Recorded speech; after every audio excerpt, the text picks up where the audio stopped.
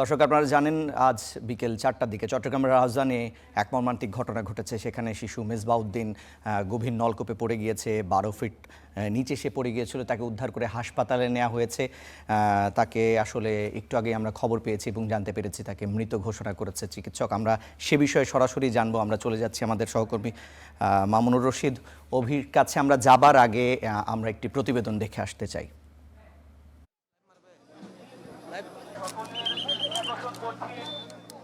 টানা 4 ঘন্টার অপেক্ষার পর উদ্ধার হলো হতভাগ্য শিশুটি।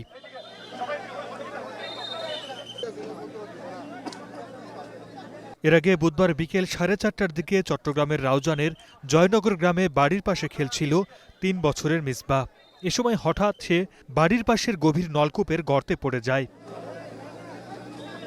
খবর পেয়ে ঘটনাস্থলে ছুটে যায় ফায়ার সার্ভিসের 5টি ইউনিট। 4 ঘন্টার রুদ্ধশ্বাস অভিযান শেষে রাত 8:15টার দিকে জীবিত উদ্ধার করা হয় শিশুটিকে। নেওয়া হয় উপজেলা স্বাস্থ্য কমপ্লেক্সে। এটা আমরা মৃত বলতে পারবো না, হাসপাতাল থেকে ফেরত আসে তারপর বলতে পারবো।